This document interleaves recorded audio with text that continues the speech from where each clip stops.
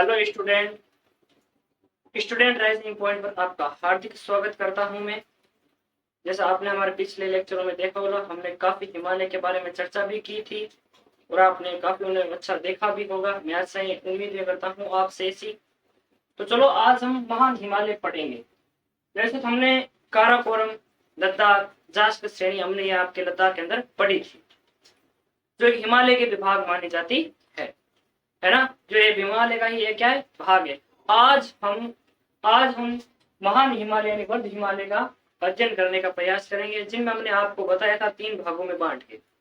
जैसे हमने आपको 3 भागों में बांट के बताया, एक पढ़ेंगे महान हिमालय, दूसरा पढ़ेंगे हम मध्य हिमालय और तीसरा पढ़ेंगे हम शिवालिक हिमालय। ये 3 हिमालय हमने आपको डिवाइड करके बताए थे। तो आज हम उसमें से पहला और फर्स्ट लेने जा रहे हैं, जिसका नाम है महान हिमालय। आप हमारे जो पिछले लेक्चर है वो अच्छी तरीके से देखना, जिसमें हमने कुछ डिस्कस किए थे हिमालय के बारे में, जैसे हिमालय का निर्माण कैसे हुआ था, जिसमें हमने ओबर के सिद्धांत को बेहद ही आसानी से और आसान भाषाओं में समझा था, और वो भी हमने 3D के माध्यम से भी समझाया हुआ है हमारे शॉर्ट वीडियो के अंदर। तो वहां पर भी आप जाके अच्छी तरीके से वहां देख सकते हो, ताकि आपको समझ में आ जाए। तो आज हम फर्स्ट भाग पढ़ने के लिए जा रहे हैं महान हिमालय, है ना। तो अगर आप हमारे चैनल पे नए हो तो लाइक, सब्सक्राइब और शेयर जरूर करना। तो चलो हम अब स्टार्ट करते हैं हमारी क्लास। जैसे हम पहला भाग पढ़ने जा रहे हैं, जिसका नाम महान हिमालय। क्या है? महान हिमालय। महान हिमालय देखो, पहले हम देखते हैं जो इसकी जो पश्चिम पूर्व की कहां से कहां तक है ये, तो हम देखते हैं। जैसे हम देखें तो पश्चिम में, आप पश्चिम में देखो, पाकिस्तान की तरफ से आ जाओ। पश्चिम में देखो तो एक नंगा पर्वत है। नंगा पर्वत मैंने जब आपको जास्कर श्रेणी पढ़ाई थी, जब उस समय आपको लद्दाख श्रेणी पढ़ी थी, मैंने वहां पर उनको मध्य आपको मैंने बताया था नंगा पर्वत, है ना। वो हमारा भारत का सबसे पश्चिम है। उसके बाद में हमारा भारत का कोई पर्वत स्थित नहीं है, नंगा पर्वत। हमने देखा था पश्चिम में नंगा पर्वत है, ध्यान रख लेना। और अगर आप सर्वाधिक पूर्व के अंदर आ जाए तो नामचा पर्वत। नामचा पर्वत कौन सा है? नामचा पर्वत, ध्यान रखना। 2 पर्वत है जो आपके पूर्व और पश्चिम में है। तो पश्चिम में कौन सा है? आपको पश्चिम में पूछ ले तो नंगा पर्वत। किसका? महान हिमालय का। ध्यान रखना, महान हिमालय का सबसे पश्चिमी पर्वत श्रृंखला कह सकते हो। कौन सी चोटी है सर्वाधिक ऊंची और अंतिम चोटी कौन सी है महान हिमालय की? तो नंगा पर्वत है।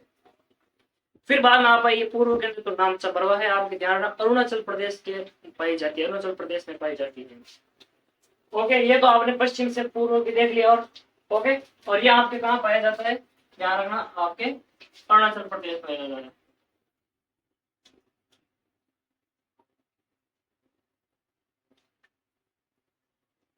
अरुणाचल प्रदेश, ओके, अरुणाचल प्रदेश में आपके पाया जाता है। यहीं पे आपको पता है कि सूर्योदय सर्वाधिक इसी चोटी पे सबसे पहले सूर्योदय इसी चोटी पे होता है। ध्यान रखना, आपका एक बहुत ही अच्छा क्वेश्चन बन रहा है। वैसे तो इसमें इतने डीप में बताता नहीं, तो फिर भी मैं आपको बता देता हूँ। नामचा बरवा पर सूर्य उदय हमारे भारत में सर्वप्रथम होता है। ओके, सिंधु नदी। अब आ जाओ कि 2 नदियां हैं हमारे, एक तो आपके पूर्व में पाई जाती है, एक पाई जाती है पश्चिम में। ओके, पश्चिम आपके सिंधु नदी का जो मोड़ है, वहां से सिंधु नदी के मोड़ से लगा के आपके जो पूर्व के अंदर ब्रह्मपुत्र नदी पाई जाती है, उस मोड़ तक हमारा ये महान हिमालय फैला हुआ है। ओके, हम ब्रह्मपुत्र सिंधु नदी के बारे में एक एक पॉइंट पूरे डीप से जानने का प्रयास करेंगे और आपको इसकी बहुत ही विस्तृत जानकारी देने का प्रयास करेंगे। लंबाई आ जाओ, लंबाई ध्यान रख लेना इसकी 2400 किलोमीटर से आप ध्यान रखना 2500 किलोमीटर तक इसकी क्या है? लंबाई। ये एक बहुत ही अहम पॉइंट हो जाता है, इसकी लंबाई क्या है। कभी कभी कॉम्पिटिशन एग्जामों में ये पूछा गया सवाल है कि निम्नलिखित में सबसे लंबी श्रृंखला कौन सी है? महान हिमालय या मध्य हिमालय या लघु हिमालय? एक आपके ऐसा सवाल पूछा गया था। ओके, जिसमें आपको महान हिमालय सर्वाधिक लंबी है। ध्यान रखना, महान हिमालय की सर्वाधिक लंबाई है, क्योंकि कभी आपको 3 ऑप्शन में आ जाता है, शिवालिक हिमालय या कह सकते हो महान हिमालय या लघु हिमालय या ट्रांस हिमालय। इन चारों में से सबसे बड़ा कौन सा है, या निम्नलिखित में सबसे लंबा कौन सा है? ऊंचा भी पूछ सकता है, बड़ा भी पूछ सकता है, किसा भी पूछ सकता है। ध्यान रखना, ऊंचा भी यही है, बड़ा यही है और लंबाई में भी यही है। आप एक जरूर ध्यान रखना। ओके, चलो तो आगे हम देखते हैं। लंबाई इसकी थी, चौड़ाई आप ध्यान देना लगभग 25 किलोमीटर। लगभग कितनी? आपको 25 किलोमीटर। ओके, आंकड़ा दिस इज आंकड़ा। ओके, औसत इसकी ऊंचाई 6100 किलोमीटर। ओके, लगभग 6100 किलोमीटर इसकी क्या है? आपके इसकी औसत ऊंचाई है, ध्यान रख लेना। वर्ष भर यहाँ पर ध्यान रखना हिमच्छादित रहता है। हिमच्छादित का मतलब होता है आपके पूरा पूर्वज जो पर्वत होता है वो बर्फ से ढका हुआ रहता है। बर्फ से क्या होता है, ढका हुआ रहता है। इसीलिए इसे हिमाद्री भी कह सकते हो। कभी कभी देखो यहाँ पर वर्ध हिमालय ना आए तो कभी महान वर्ध हिमालय पूछ ले, वर्ध हिमालय ना आए तो महान हिमालय भी पूछ ले, महान हिमालय ना पूछ के आपको हिमाद्री भी पूछ ले, सिर्फ हिमाद्री भी पूछ ले। इसके अलावा और भी कोई पूछा जा सकता है। यस, इंग्लिश में से ग्रेट हिमालय भी कहते हैं। इंग्लिश में से क्या कहते हैं, ग्रेट हिमालय। इसीलिए कहता हूँ कि आपको गूगल के जो ऐसे वर्ड हैं वो आपको इंग्लिश में पढ़ना चाहिए ताकि आपको एग्जाम में आसानी से सोल्व करने का आपको हौसला हो। महान हिमालय और मध्य हिमालय के मध्य घाटियों का विकास हुआ। ध्यान रखना, घाटियां क्या होती है, दो पर्वत के बीच का जो संकरा और जलीय भाग होता है उसे घाटी कहते हैं, जिसके अंदर आपके पानी भी होता है। ध्यान रखो, इधर देखो, जिसे आप कह सकते हो जैसे कश्मीर घाटी, कश्मीर घाटी, कुल्लू घाटी। कश्मीर घाटी आप सभी को पता है कि कश्मीर में पाई जाती है। कुल्लू घाटी हिमाचल प्रदेश में पाई जाती है। काठमांडू घाटी आपके कहाँ पाई जाती है, नेपाल के अंदर पाई जाती है।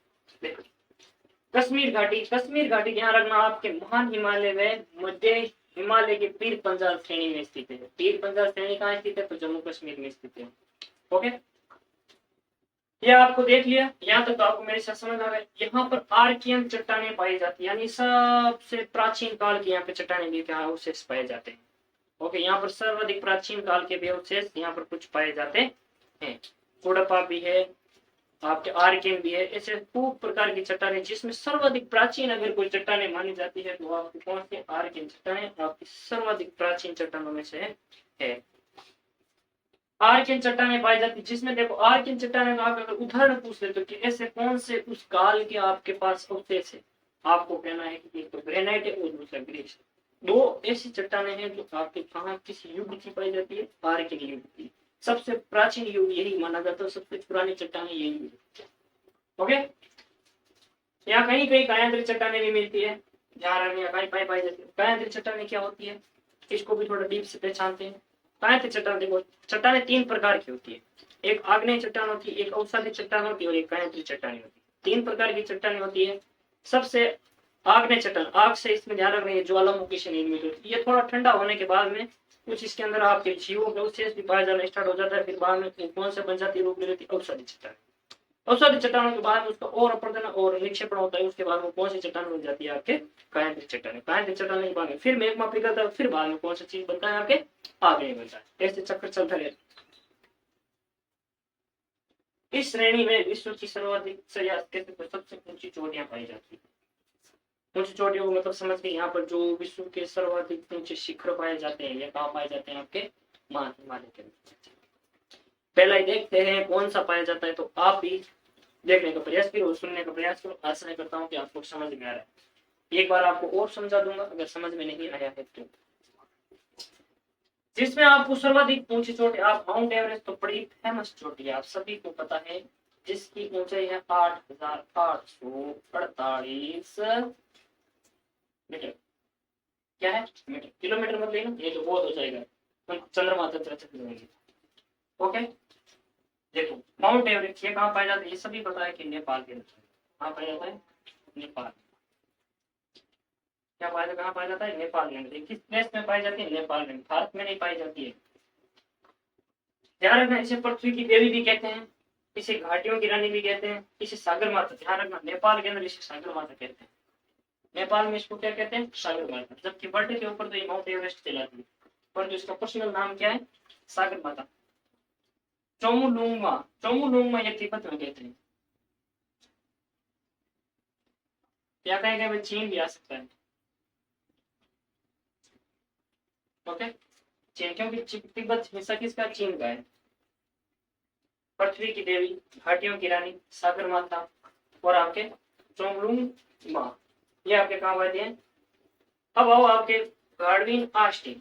गार्डविन आस्टिन देखो, वैसे तो हमारी भारत की सर्वाधिक ऊंची चोटी कौन सी पाई जाती है, भारत की बात कर रहा हूँ, ओके, जबकि वो तो नेपाल, वो तो वर्ल्ड लेवल पे पाई जाती है। अगर हमारे भारत की पूछे तो गार्डविन आस्टिन, परंतु एक समस्या है। समस्या क्या है, क्योंकि ये लगभग पीओके में आती है, पाक ऑक्युपाइड कश्मीर क्षेत्र में आती है, तो इसीलिए क्या माना जाता है कि ये पाकिस्तान वालों की तरफ से, पाकिस्तान वालों की है, इसीलिए आपको ये भारत के नहीं मानी जाती। फिलहाल हमारे भारत के 370 के बाद में समान हुआ। ओके, फिर वहां में घाटी नाश्ते के बाद यहाँ पे जम्मू लद्दाख के अंदर पाई जाती है। मैंने आपको पिछले लेक्चर में आपको बताया था, तो वो लेक्चर जरूर देखना। कंचनजंगा, कंचनजंगा ये आपकी इसकी आपकी ऊंचाई है लगभग 8,598 किलोमीटर। ओके, लगभग इसकी आपकी ऊंचाई पाई जाती है। सॉरी, किलोमीटर नहीं है, मीटर है। कंचनजंगा, ये कंचनजंगा आपके पाई जाती है सिक्किम के अंदर। हाँ, जो वहां पर एक बहुत ही अहम रोल, हमारे भारत के अंदर मान हिमालय की सर्वाधिक ऊंची चोटी कौन सी है? क्वेश्चन को जरूर सुना।